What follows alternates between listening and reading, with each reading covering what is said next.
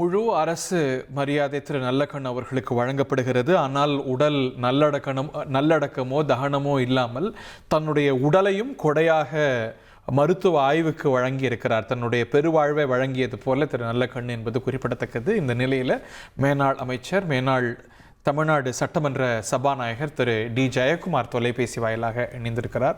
உங்கள் இயக்கத்தோடும் தோழமையோடு செயல்பட்டவர் அப்படிங்கிற அடிப்படையில் உங்களுக்கும் அவரோடு பழகக்கூடிய வாய்ப்பு கிடைத்திருக்கும். உங்களுடைய உணர்வுகளை, உங்களுடைய புகழஞ்சலியை பதிவு செய்யுங்க திரு ஜெயக்குமார்.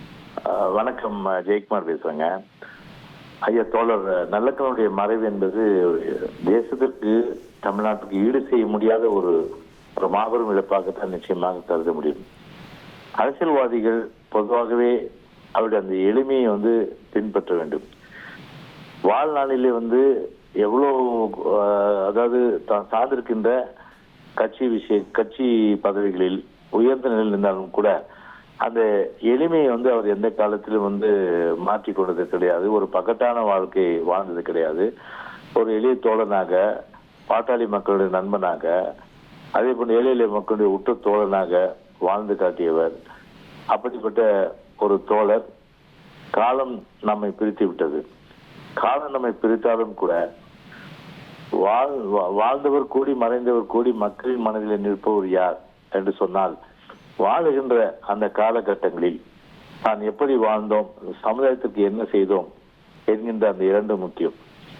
சமுதாயத்திற்கு அதிக அளவுக்கு தன்னுடைய வாழ்நாளிலே முழுமையாக ஒரு சமூக முன்னேற்றத்திற்காக பாடுபட்ட ஒரு தோழர் என்று சொன்னால் ஐயா நல்லக்கண் அவர்கள் நிச்சயமாக இந்த நேரத்தில் நான் குறிப்பிட்டாக்க வேண்டும்.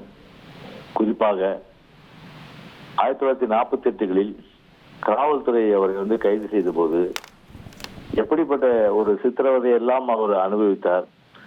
அந்த அனுபவித்த காலகட்டங்களில் கூட தான் சார்ந்திருந்த அந்த இயக்கத்தை காட்டி கொடுப்பதோ, தன்னை சுற்றி இருந்த நண்பர்களை காட்டி கொடுக்கின்ற அந்த வேலையை செய்யாமல் அந்த கொள்கையிலே உறுதியாக இருந்தவர்.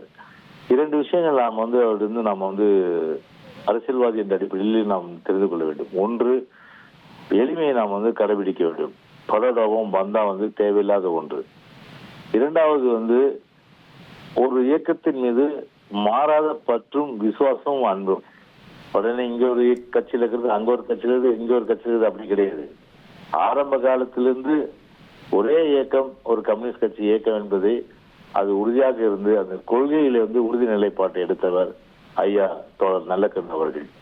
எனவே அடக்குமுறைக்கு அஞ்சாமல், எந்தவித அச்சுறுத்தலுக்கு அஞ்சாமல், அதே நேரத்தில் எவரிடம் ஒரு கடுஞ்சொல்லோ, ஒரு மென்மையான குரல் அவரிடம் நான் அம்மாவுடைய காலத்துல கூட்டணி கட்சி பேச்சுவார்த்தை குழுவில் இருந்தபோது கூட, அப்போது எங்களோடு கூட்டணி இருந்த காலகட்டத்தில் பல்வேறு சந்தர்ப்பங்களிலே நாங்கள் போய் பேசும்போது கூட அவருடைய அந்த நிலைப்பாட்டில அவர் சொல்லும்போது கூட சரி, அவர் அந்த கருத்தை ஒரு மென்மையாக தான் சொல்லுவார் ஒழிய, ஒரு நாங்க அவர் அவங்க கேட்கிற இடத்த நாங்க கொடுக்க முடியலன்னா கூட வருத்தப்பட மாட்டாரு.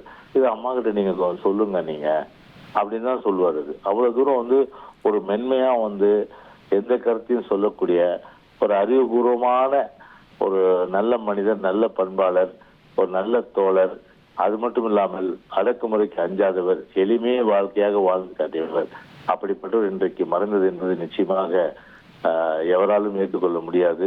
வயது மூப்பின் காரணமாக இயற்கை நம்மிடம் இருந்து அவரை பிரித்து விட்டாலும் கூட அவர் இன்றும் இந்த உலகம் உள்ளவரை அவருடைய அந்த எளிமை, அவருடைய நட்பு, அவருடைய பண்பு, அவருடைய அன்பு எல்லாம், அவருடைய உறுதியான அந்த நிலைப்பாடு எல்லாம் மக்களிடையே பேசப்படுகின்ற காலம் உள்ளவரை நிச்சயமாக பேசுகின்ற பொருளாகத்தான் இருக்கும்.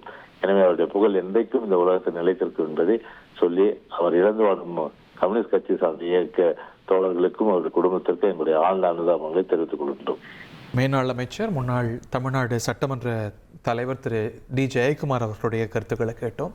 திரு நல்லக்கண் அவர்களுடைய உடல் இன்னும் சற்று நேரத்தில் இந்திய கம்யூனிஸ்ட் கட்சியுடைய அலுவலகத்தில் வைக்கப்பட இருக்கிறது. நாளை மாலை வரைக்கும் பொதுமக்கள், அரசியல் தலைவர்கள் அஞ்சலி செலுத்த அவருடைய உடல் வைக்கப்பட்டு, பிறகு அவருடைய உடல் கொடையாக கொடுக்கப்படுகிறது மருத்துவ ஆய்வுக்காக. அவருடைய விருப்பப்படி தன்னுடைய வாழ்க்கையை மட்டுமல்ல, தன்னுடைய பூத உடலையும் கூட மருத்துவ ஆய்வுக்காக, பொது சேவைக்காக வழங்க வேண்டும் என்ற அவா கொண்டு வாழ்ந்த ஒரு அர்த்தமுள்ள பெரு வாழ்வுக்கு சொந்தக்காரராக மறைந்திருக்கிறார் திரு தோழர் நல்லக்கண் அவர்கள்.